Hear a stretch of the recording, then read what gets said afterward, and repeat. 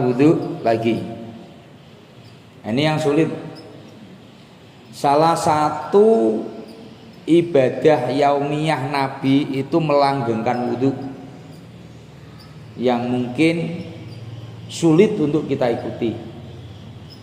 Kita kentut langsung wudhu, nanti batal wudhunya lagi, ngulangi wudhu lagi.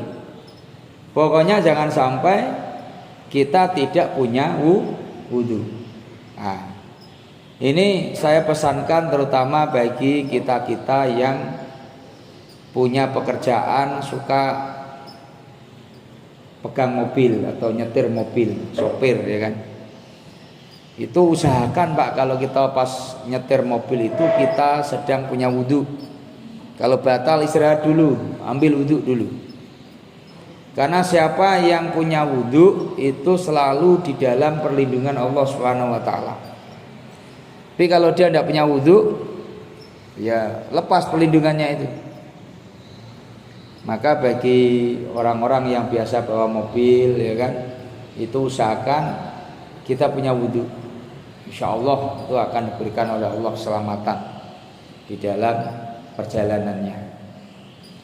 Jadi yang pertama, kita ikuti apa yang sudah dibiasakan oleh Rasulullah, yaitu mudawamah dalam berwudu. Selalu menjaga diri dalam keadaan berwudu di setiap keadaan. Ya, kecuali bagi ibu-ibu yang haid. Nah, itu ya tidak bisa, ya kan? Nah, di dalam hadis qudsi Rasulullah SAW pernah bersabda, yang hadis qudsi itu adalah firman Allah yang tidak termaktub dalam Al-Quran. Jadi firman Allah yang langsung diberikan kepada Rasulullah dan Rasulullah disampaikan kepada kita. Itu hadis qudsi namanya. Jadi ini firman Allah, namun yang menyampaikan Rasulullah. Allah berfirman, barang siapa yang berhadas kemudian tidak berwudu, maka dia telah mengecewakan aku. Ini Allah yang firman Pak. Kita batal wudunya, kemudian kita tidak berwudu, berarti kita sudah mengecewakan Allah Subhanahu wa taala. Dan barang siapa yang berhadas kemudian berwudu, tetapi ia tidak sholat 2 rakaat, maka ia telah mengecewakan aku. Nah, wudu sudah, namun habis wudu tidak sholat sunnah 2 rakaat, itu juga mengecewakan Allah. Karena ketentuannya kalau kita habis wudu itu sholat sunnah, yang namanya sholat sunnah wudu. Nah, itu ketentuannya, asalkan air itu belum kering dari tubuh kita, itu waktunya masih ada.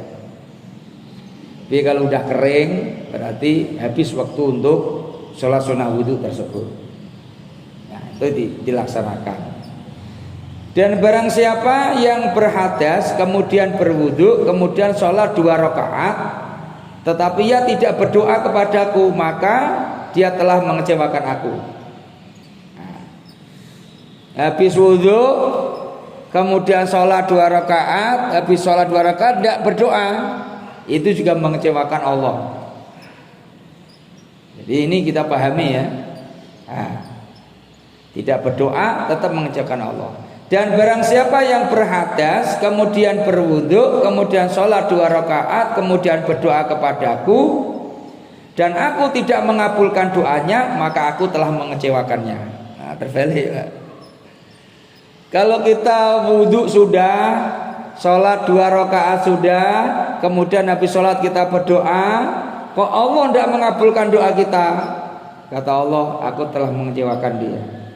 Dan itu tidak mungkin, karena tidak mungkin Allah mengecewakan kita. Nah, jadi ini betapa tingginya nilai fadilah yang diberikan oleh Islam ini kepada kita, bagi kita yang bisa melanggengkan untuk wudhu. Jadi wudhu, kemudian urut-urutannya, kemudian sholat 2 rakaat, kemudian setelah sholat 2 rakaat, kemudian berdoa. insyaallah doa itu akan dikabul oleh Allah Subhanahu wa taala. Bahkan dalam riwayat lain dikatakan, dan aku bukanlah Tuhan yang mengecewakan. Nah, karena tidak mungkin kita ngangkat tangan kemudian kita dibuat kecewa oleh Allah Subhanahu wa taala. Jadi jenis amalan Pak ya, yang mungkin selama ini kita punya hajat belum terkabul, coba pakai cara ini. Ya, syaratnya harus langgeng wudhu dulu. Jangan habis langsung wudhu, langsung sholat, langsung doa, kemudian tidak makbul marah, jangan. Langgengkan dulu selama seminggu nih, kan? Coba dulu 3 hari, batal wudhu. Jadi selalu senantiasa kita dalam keadaan suci, karena Allah Maha Suci, dan tentu Allah akan senang dengan orang-orang yang selalu suci. Innallaha yuhibbut tawwabin wa yuhibbul mutatahhirin. Allah itu sangat mencintai orang-orang yang banyak bertaubat dan mencintai orang-orang yang banyak membersihkan atau mensucikan diri. Kita coba ini Pak, insyaallah hajat kita dikabulkan oleh Allah Subhanahu wa taala. Nah, kemudian daripada adab kita berwudu, pertama menghadap kiblat. Nah, kira-kira kalau wudu di situ menghadap kiblat apa?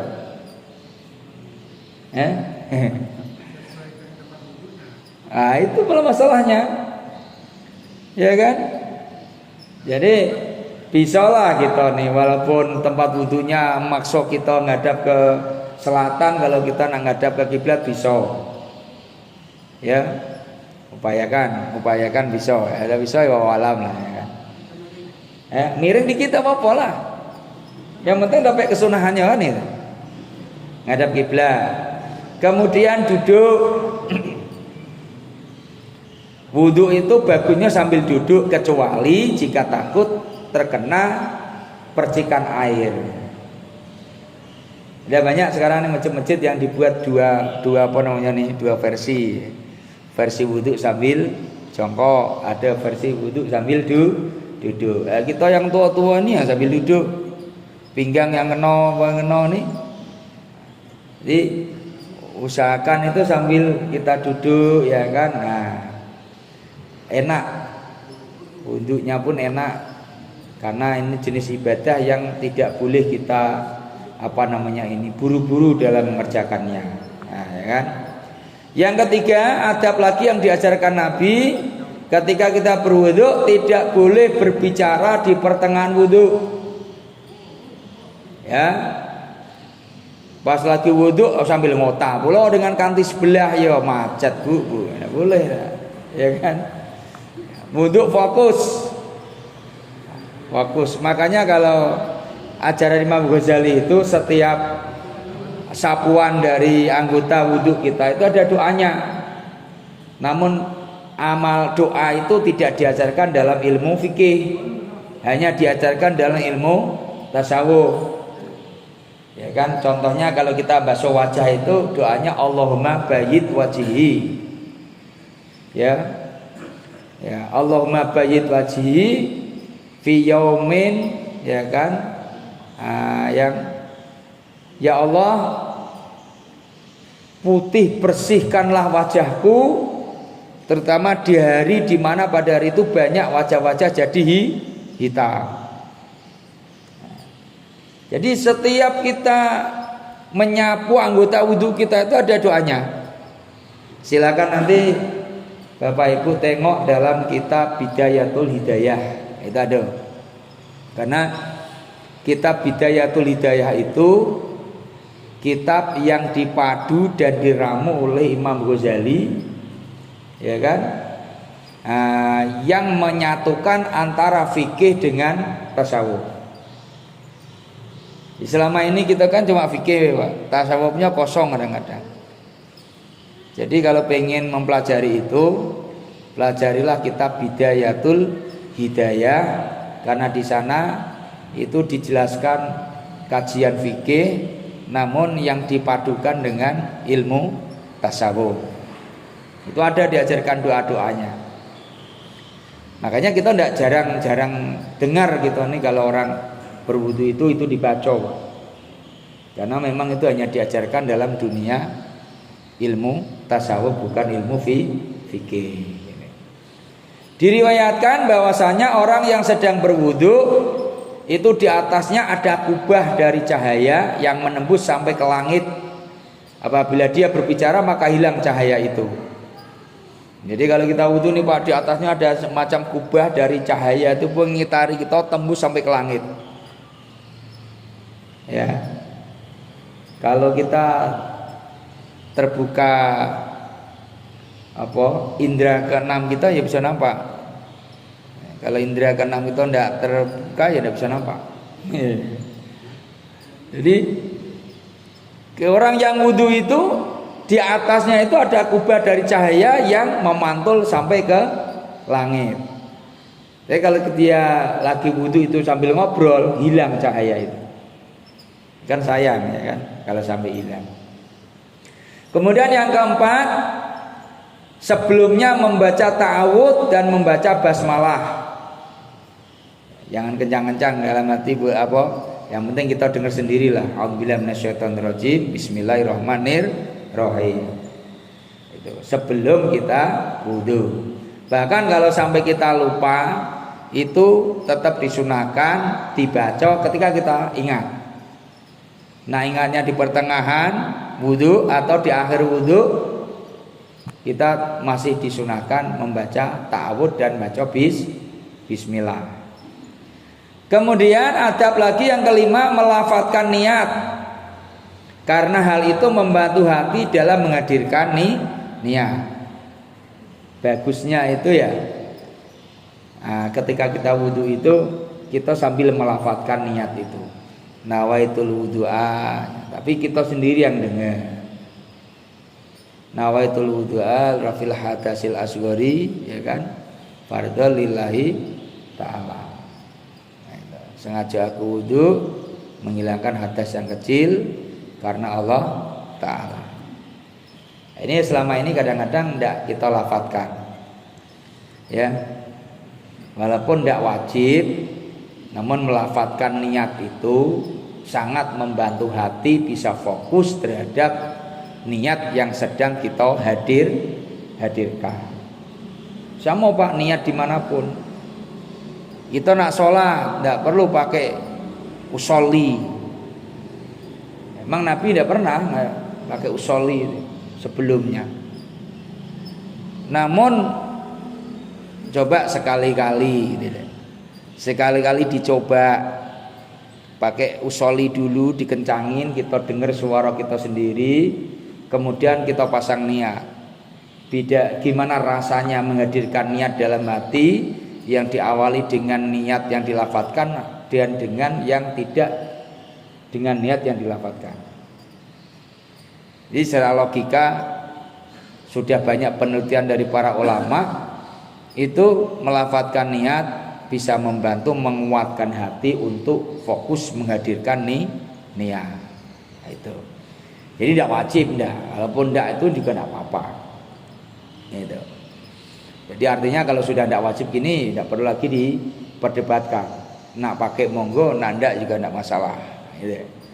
Cuma saya menyarankan coba sekali-kali gitu. Yang biasa tidak pakai itu sekali-kali coba dipakai kayak apa rasanya gitu.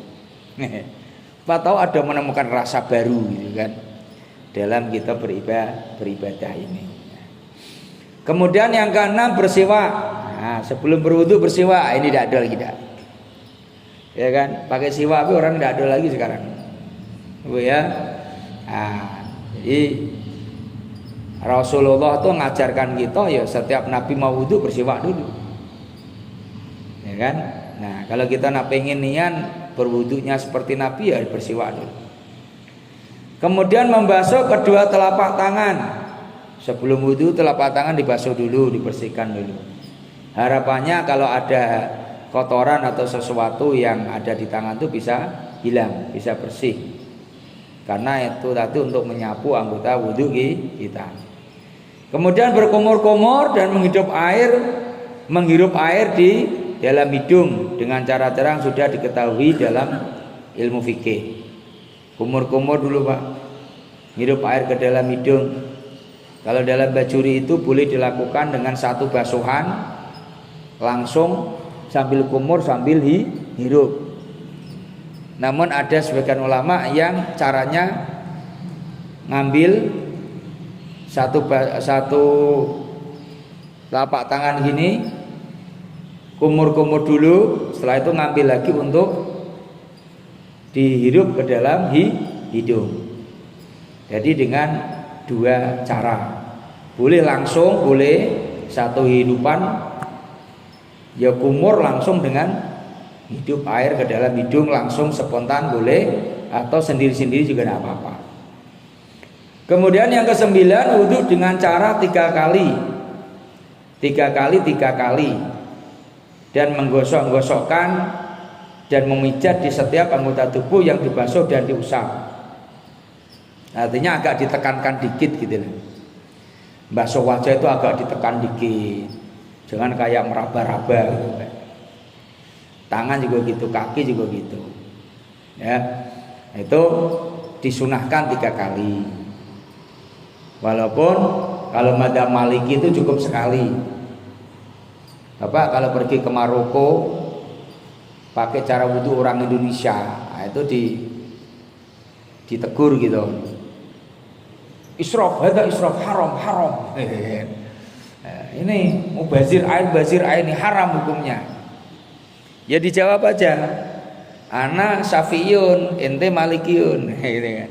Aku ini madzhabku Syafi'i, ente madzhabnya Maliki. Kalau Maliki sekali selesai, kalau Syafi'i 3 kali. Gitu lah ya. Jadi kalau basuh wajah sekali, tangan sekali, itu madzhab Maliki begitu. Jadi kalau kita yang banyak berlaku di Indonesia ini, itu rata-rata basuh wajah 3 kali. Itulah madzhab Syafi'i. Kenapa Syafi'i memperlakukan 3 kali?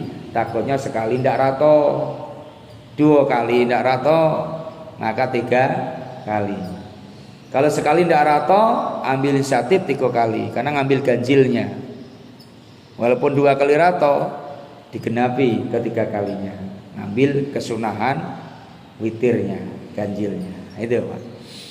Kemudian menyela-nyela jenggot yang tebal dari bawah. Nah, yang punya jenggot tebal ini salah ini Pak. Nah, jenggot saya kan tidak terlalu tebal. Ya, jenggot tebal nih Pak ya. Oh itu ada kesunahnya sendiri yang tidak didapatkan oleh orang yang tak berjenggot. Ya gitu loh. Jadi bersyukurlah orang-orang yang punya jenggot karena dapat tambahan kesunahan. Yang tidak punya jenggot tidak ada kesunahan lah. Apa di sela-sela tidak ada lagi. Nah itu Pak ya. Jadi bersyukurlah kita yang punya jenggot gitu kan. Yang tidak ada jangan dipaksakan. Nah beli obat pula macam-macam biar tumbuh. Karena bukannya tumbuh malah gosong galau-galau. Jadi ya kalau Rasulullah ya Pak ada jenggotnya. Makanya dalam mencontohkan Nabi itu menyala-nyalainya dari bawah ya, dari bawah biar rata dengan air. Menyela-nyela jari-jari tangan. Nah, ini coba prakteknya wudhu seperti ini kalau cepat mana bisa coba. Makanya tadi enak sambil duduk jadi nyaman gitu. Menyela-nyela jari-jari tangan. Yang ke-13 menyela-nyela jari-jari kaki dari bawah menggunakan jari kelingking tangan kiri. Ya kan? Dari sini tangan kiri ini. Itu Pak. Jadi menyela-nyela jari-jari kaki dari bawah menggunakan jari kelingking tangan kiri. Kemudian yang ke-14 memanjangkan wudhu lebih dari yang wajib dibasuh. Nah ini saya pernah diprotes Bu, ketika saya ngisi kajian di Musola Al-Istiqomah itu pernah diprotes. Waktu itu pas BKMT Kabupaten Merangin, itu ada ibu protes saya, ya kan? Tapi kita tidak salah. Memanjangkan wudhu lebih dari yang wajib dibasuh. Contoh, basuh tangan ini kan yang wajib kan cuma sampai siku. Jadi dilebihkan di atas sedikit. Basuh wajah yang wajib kan ini dari telinga ke telinga, ini dari tumbuhnya rambut sampai janggut. Dilebihkan. Pokoknya seluruh yang wajib dibasuh dilebihkan. Contoh kaki sampai mata kaki kan. Kita kan tidak mungkin basuh sampai mata kaki pasti dilebihkan. Itu hukumnya sunnah. Yang dalam fikih atau dalam kitab hadis itu dikatakan ghurril muhajjalin. Karena besok di hari kiamat di padang mahsyar itu akan jadi pembeda antara umat Nabi Muhammad dengan umat-umat sebelumnya, yaitu dengan huril muhajjalin tadi, yang bersinar wajah, telapak tangan dan kakinya, min asaril wudu.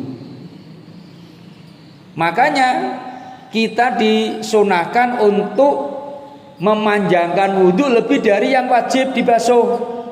Jangan hanya ngambil yang wajibnya gitu. Ya kan?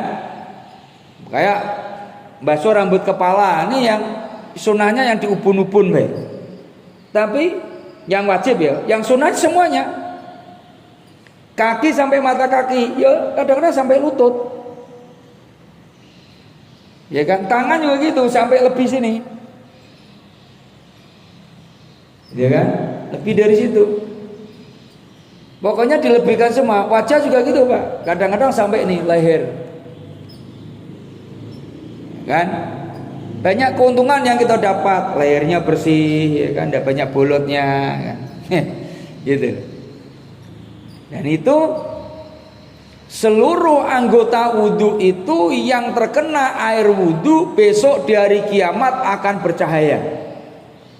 Dan itulah jadi pembeda paling utama yang membedakan antara umat Nabi Muhammad dengan umat-umat sebelumnya. Jadi besok itu bapaknya kalau di padang mahsyar wajahnya bercahaya kayak lampu 10 watt di wajahnya, ya kan? Tangannya bercahaya, kakinya bercahaya.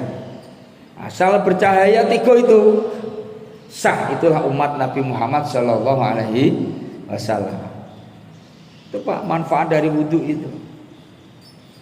Kemudian membasuh seluruh kepala. Jadi tegurnya gini, kita nusa dalam ibadah ini kan li ta'abudi, bukan li ta'akuli. Nah, aku terkejut juga pandai ibu tuh ya kan. Jadi kita dalam ibadah ini li ta'abudi. Artinya li ta'abudi Pak harus ikut aturan dari Allah. Tidak boleh ditambah-tambah. Gitu deh. Bukan li ta'akuli sesuai akal kita, kemauan kita sendiri, tidak boleh. Ya, maka saja Pak, dengan menambah dari yang wajib itu kita tidak melakukan yang namanya li ta'akuli, namun kita tetap li ta'abudi. Karena apa yang kita lakukan itu juga perintah dari baginda Rasulullah Sallallahu Alaihi Wasallam.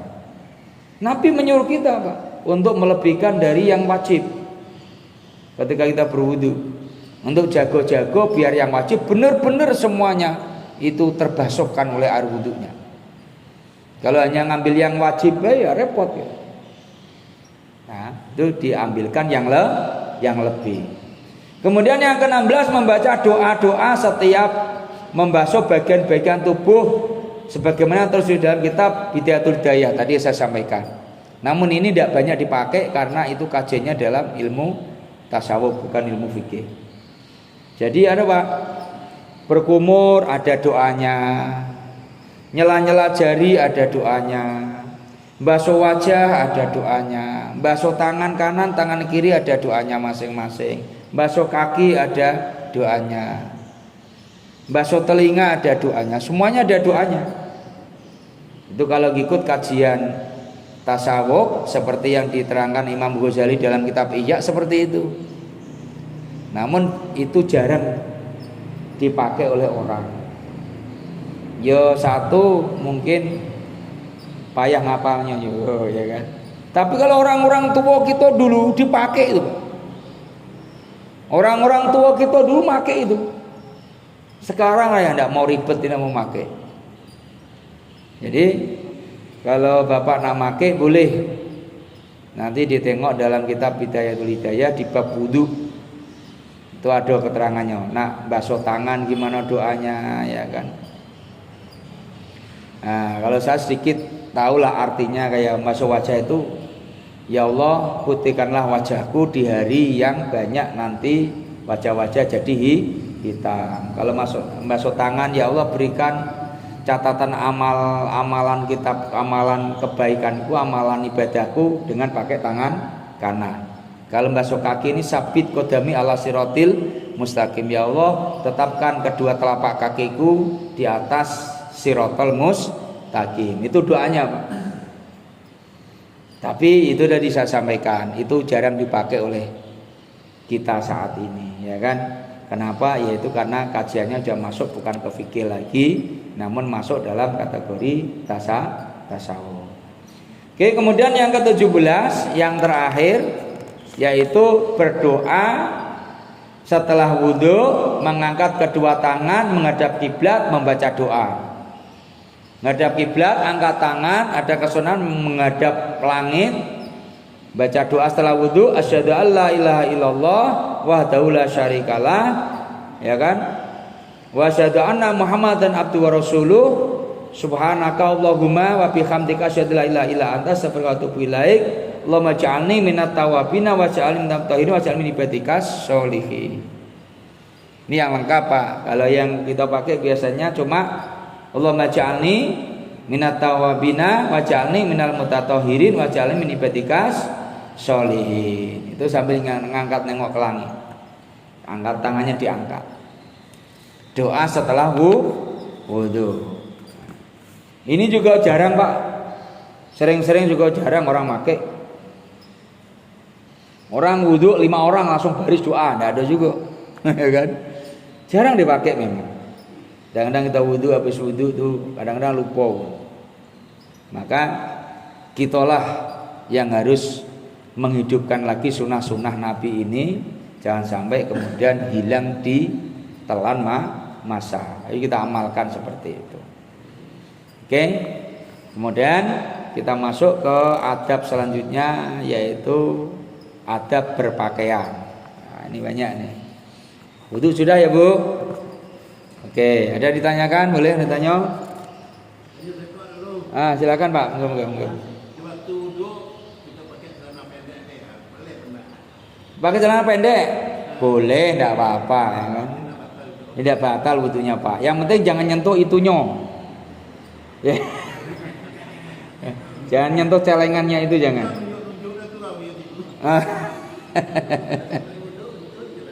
Nah, kalau wudhu kentut batal. Tapi kalau pakai celana pendek tidak apa-apa, Pak. Ya, tidak apa-apa. Jadi lebih nyaman, rileks dalam kita melaksanakan wudhu, ya kan? Nah, ya catatannya itu di rumah. Kalau di halayak umum kayak gini ya, kalau bisa jangan. Wudhu rame di sini banyak orang, kita pakai celana pendek, ya kan? Nah, kalau bisa, karena itu termasuk buka aurat juga, ya kan? Aurat laki-laki ini, Pak, seluruh tubuh juga. Kalau nengok perempuan seluruh tubuh, laki-laki juga seluruh tubuh sama, Pak. Ya kan? Nah, jadi begitu. Oke, kita masuk pada adab berpakaian. Gimana sih berpakaian sesuai adab akhlak yang diajarkan Rasulullah. Yang pertama, kalau kita berpakaian, Pak, pasang niat. Pernah kita pakai pasang niat? Ada, pernah ada.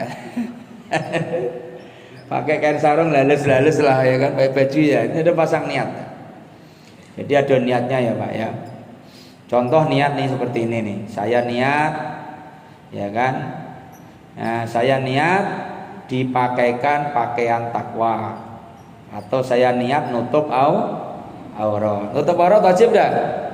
Wajib. Makanya pakai pakaian itu adalah niat nutup aurat. Jadi melaksanakan sesuatu yang wajib. Berpahala enggak?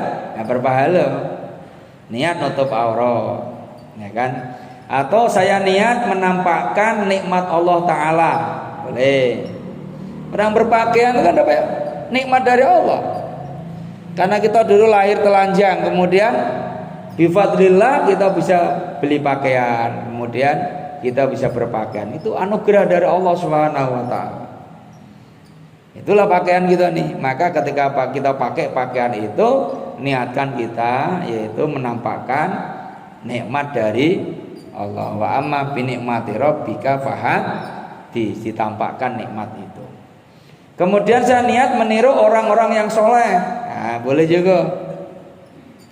Boleh kita berpakaian tuh niat, ya kan, menutup aib, niat mensyukuri nikmat. Yang pas itu tadi Pak, niat nutup aurat. Bismillahirrahmanirrahim, niat aku nutup aurat karena Allah Ta'ala. Udah pakai pakaian. Nah, tentu disinilah bedanya kalau kita berpakaian itu dengan niat, dengan tidak. Tentu beda. Kalau kita berpakaian dengan niat, tentu dari awal kita berpakaian sampai selesai berpahala dari Allah Subhanahu wa Ta'ala. Ya kan? Nah, diriwayatkan di dalam sebuah hadis bahwasannya barang siapa yang berniat berbangga-banggaan dan bersombong-sombongan ketika memakai pakaian, maka Allah akan memakaikannya pakaian kehinaan di akhirat. Karena pemahaman sebaliknya, kita tidak boleh berpakaian namun niat sombong. Berarti kan ada niat tuh Pak, cuma niatnya salah. Pakai pakaian namun niatnya karena kesombongan. Contoh, baru jadi aparat, ya kan, baru jadi pegawai negeri, pakainya dipakai, hatinya dongkol sombong niat. Nah, itu ya boleh. Jadi artinya ternyata ketika kita berpakaian ada kesunahan untuk niat yang baik. Apa itu niatnya? Yaitu nutup aurat. Karena dengan pakaian itu kita rasa malu kita jadi hilang. Coba kalau tidak ada pakaian, malu kita keluar, ya kan? Karena ada pakaian jadi kita hilang mana? Malu kita itu tersembunyikan. Nah, jadi dengan landasan inilah, karena Allah Subhanahu wa Ta'ala itu melaknat orang-orang yang berpakaian dengan niat kesombongan, besok orang-orang yang berpakaian karena niatnya kesombongan akan diberi pakaian kehinaan oleh Allah di akhirat, di hari kiamat besok. Nah, jadi pasang niat. Yang kedua Pak, ada berpakaian selanjutnya yaitu membaca basmalah. Bismillahirrahmanirrahim. Nah, Bu, kalau kita berpakaian itu tidak pakai bismillah, itu kata jin samo tidak berpakaian, Pak. Kita berpakaian ya, namun tidak pakai baca doa bismillah, itu sama makhluk lain itu masih nampak kita telanjang. Tapi kalau kita baca bismillah, tertutup semua. Nah, itulah manfaatnya ya. Kita ini kan karena kita tidak pernah nengok ya kan. Ya. Jadi baca bismillah sebelum berpakaian. Dan apabila lupa maka bacalah ketika ingat. Jadi tidak harus dari awal dah. Setelah berpakaian rapi lupa, lupa baca bismillahirrahmanirrahim dulu. Nah, gitu. Boleh ketika itu ingat. Yang ketiga, memulai dari sebelah kanan ketika memakai pakaian, dari sebelah kiri ketika melepaskan pakaian. Jadi salah satu yang disenangi Rasulullah itu dalam kitab Abi Jamrah itu dijelaskan bahwa anna Rasulullah SAW karena yuhibbu at-tayammuna. Rasulullah itu adalah sosok manusia yang menyenangi arah kanan. Fitatahurihi, fitarajulihi, bahkan fitana ulihi, bahkan dalam arti fi sya'nihi kullihi. Rasulullah itu menyenangi memulai dari arah kanan di setiap tingkah laku Rasulullah semuanya. Nak makan pakai tangan kanan, mau pakai pakaian ambil arah kanan dulu, mau pakai sandal kanan dulu. Semua apapun kegiatan kita dalam hati itu fisanihi kulihi, Rasulullah menyenangi arah kanan dari semua tingkah laku yang Rasulullah kerjakan semuanya. Ini usahakan Pak, kalau bisa ambil arah kanan dulu, ya kan? Sampai ketika kita memandikan jenazah itu arah kanan dulu disiram. Bahkan kita mandi pun sendiri Pak, arah kanan dulu diambilnya. Jangan langsung bujur gitu ya. Arah kanan dulu. Makanya dalam kajian kitab fikih yang bahas tentang mandi besar, itu kesunahannya apa? Ambil kanan dulu. Ini gayung ya kan, langsung arah kanan dulu. Lah arah kanan, arah kiri, lah arah kiri baru dari atas. Itu saya pernah diajari untuk benteng pertahanan gitu Pak, dari orang-orang jahat, dari makhluk-makhluk Allah yang tidak nampak. Itu kita ambil gayung 3 kali dulu arah kanan. Kita nak mandi nih, dalam hati kita baca sholawat, Shallallahu Muhammad, Shallallahu Muhammad, Shallallahu Muhammad, Shallallahu Muhammad. Kemudian 3 kali sini, 3 kali dari atas seluruh tubuh.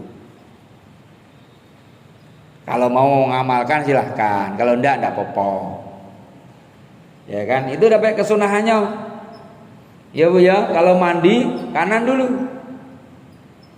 Setelah bagian kanan ini semua sudah tersiram, bagian kiri. Nah, bagian kiri baru dari atas keseluruhannya. Ya. Ini hati-hati kalau kita mandi jinabat, mandi besar di waktu yang hawanya sangat dingin. Kita bangun tidur jangan langsung siram di kepala. Bahaya. Bahaya Pak, banyak orang kena stroke di situ karena tubuh belum siap menerima sesuatu yang dingin. Maka ambil arah kanan dulu, jangan kepala, nanti aja.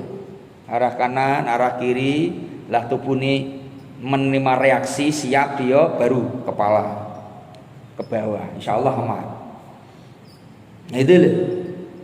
Maka di sini dikatakan memulai dari sebelah kanan kalau berpakaian. Pakai celana ya kanan dulu Pak.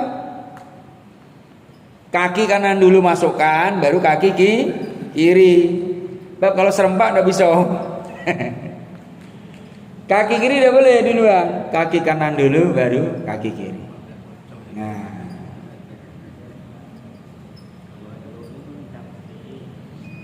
Ya. Kemudian yang terakhir membaca doa. Doa berpakaian nih. Ya. Alhamdulillahilladzi kasani hada wa razaqanihi min ghairi khalin minni wala quwatin. Segala puji bagi Allah yang telah memberikan aku pakaian ini dan telah memberikan aku rizki, ya.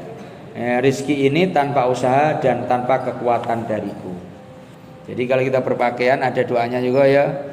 Ya simpelnya doanya ya alhamdulillah engkau telah memberikan aku pakaian ini ya Allah. Udah selesai.